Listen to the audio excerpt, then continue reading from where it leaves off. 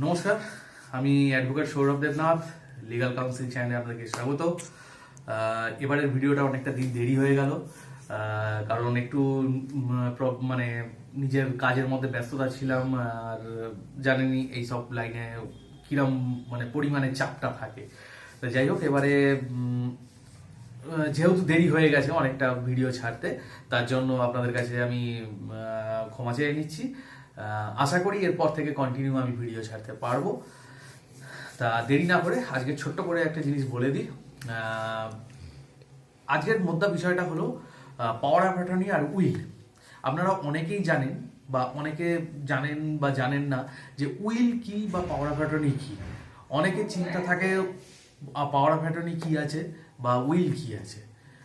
Will ম্যাটারটা হচ্ছে, will হচ্ছে যে দলিলটা কাউকে করে দেওয়া হচ্ছে এবং সেই দলিল কখন কার্যকর হচ্ছে, যখন যে দলিলটা করছে সে যখন মারা যাচ্ছে তখনই সেটা কিন্তু সেই উইল কার্যকর হয়ে থাকে।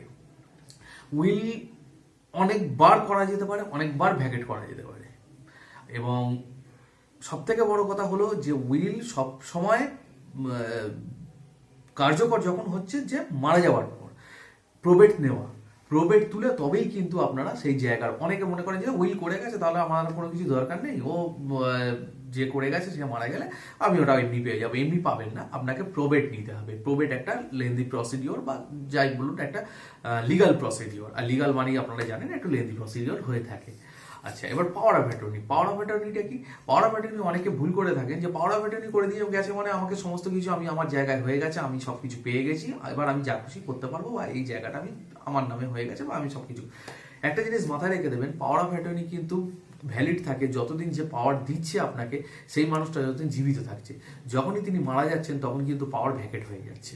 এবং পাওয়ার অফ অ্যাটর্নি মধ্যে লেখা থাকে যে কি কি কারণে আপনাকে সেই জায়গাটা বা সেই সম্পত্তিটা আপনি কি করতে পারেন। সেটাকে বিক্রি করতে পারবেন, না শুধু দেখাশোনা করতে পারবেন, না শুধু মেনটেন্যান্সের জন্য পারবেন, না মর্গেজ দিতে পারবেন, সমস্ত কিছু কিন্তু পাওয়ার অফ অ্যাটর্নির মধ্যে লেখা থাকে। সেইটা আপনাদের দেখে নিতে হবে, তবেই কিন্তু আপনারা বুঝতে পারবেন পাওয়ার অফ অ্যাটর্নি আপনাকে কি কারণে শুধু দেওয়া হয়েছে।